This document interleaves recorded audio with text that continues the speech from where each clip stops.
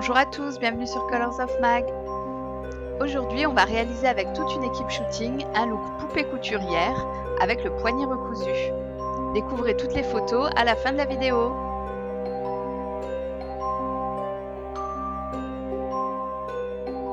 En premier, on attaque le poignet recousu. Pour commencer, on applique de l'alcool sur toute la zone sur laquelle on va travailler. Une fois la peau sèche, on vient appliquer de la colle à postiche, ici c'est celle de Make Up Forever, et on vient la tapoter tout le tour. Pour réaliser ce maquillage, on va utiliser la 3RD de Gris. On commence par prendre une quantité du produit A, entre les deux on vient bien essuyer la spatule, puis on prend la même quantité du produit B. On mélange les deux produits entre eux, puis on commence à l'appliquer à l'endroit souhaité au niveau du poignet. C'est un produit qui sèche en quelques minutes, il ne faut donc pas trop traîner dans la réalisation ou refaire à mi-chemin le mélange. Une fois qu'on obtient l'épaisseur souhaitée, on estompe les bords. À ce moment-là, le produit commence à sécher, on peut donc venir marquer la fissure à l'intérieur de la 3RD de Gris. Une fois que le produit est complètement sec, on vient appliquer de la poudre de chez Ben Nye, la Neutral 7, sur toute la blessure. En suivant, on va utiliser la palette de fard gras de chez Ben Nye en EW4. On commence par appliquer la couleur rouge tout à l'intérieur de la plaie.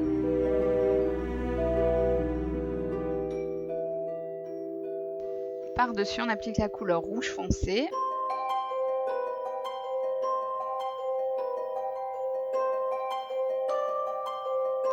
Et encore par-dessus, on vient rajouter du faux sang. Ici, j'utilise le Dark Blood de chez Ben Nye.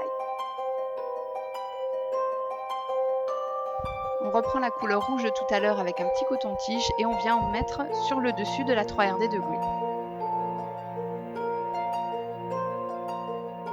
Puis on en applique à l'aide d'un petit pinceau sur les bords extérieurs de la 3RD de Gris. Et en suivant, on estompe le tout avec un petit coton-tige. On vient découper à la taille adaptée plusieurs petits morceaux de ficelle noire et on vient les coller avec de la colle à postiche tout autour de la plaie.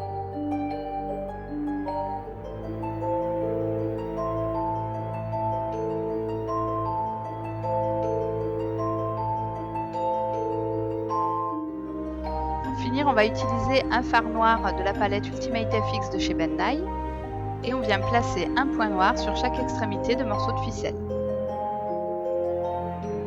Voici le résultat et on le découvrira sur Alison à la fin de la vidéo. On passe au maquillage.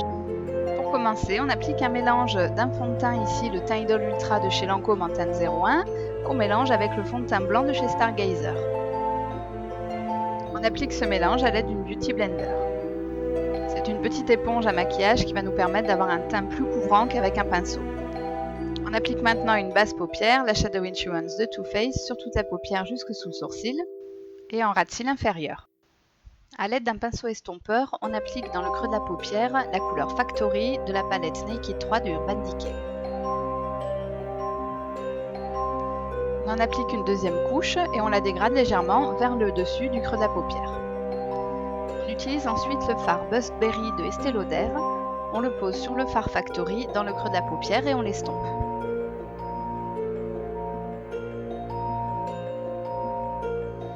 Pour la paupière mobile, on vient poser le Aqua Cream en teinte gold de chez Make Up Forever.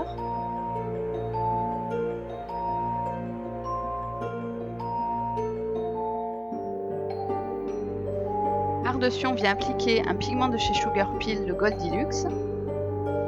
Je l'applique avec un pinceau que j'ai préalablement humidifié avec un fixateur. On reprend le fard Factory et on vient le poser en ras de cils inférieur. Et par-dessus, on rajoute du Bust Berry de chez Estée Lauder. On applique maintenant le mascara Hypnose de Lancôme.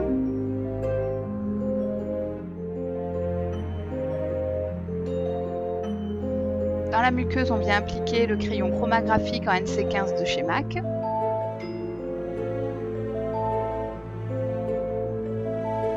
Pour l'eyeliner liquide, j'utilise le Hardliner de chez Lancôme que l'on pose tout le long de la ligne des cils.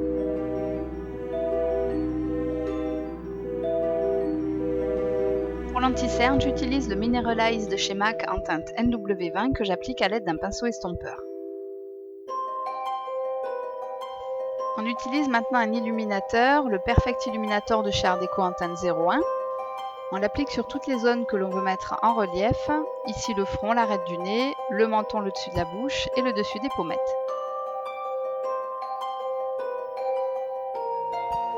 Pour fixer le teint, on applique la poudre Neutral 7 de chez Ben Nye avec une houppette. Pour le blush, on va en appliquer deux. On commence par appliquer le 7236 de chez MAC Pro qui est un rose assez léger. Puis on applique un rose un peu plus peps, ici le 8083 de chez MAC Pro. Et on vient fondre les deux. Pour les sourcils, on va les redessiner à l'aide du crayon sourcil de chez Art Deco en teinte numéro 06. On passe à l'application des faux cils. J'utilise ici les 137 de chez Ardell en teinte black. Pour la ligne des cils du bas, je viens poser des faux cils individuels sur l'extérieur.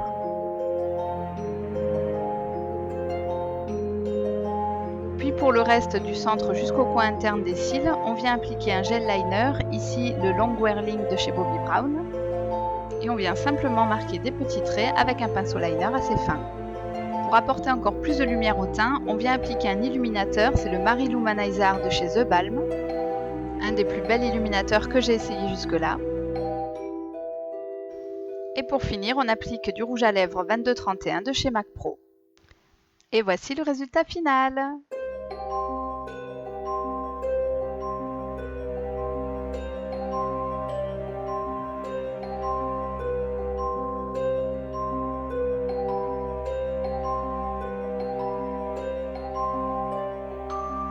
Un petit zoom sur la coiffure. Et voici le résultat du shooting photo. Un grand merci à cette équipe incroyable avec à la photo Mathieu Sonnet, au stylisme Histoire de Fraise, à la coiffure Nicolas Astruc et notre magnifique modèle Alison Cossenet.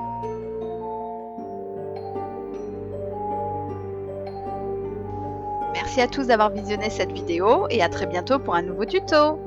Halloween!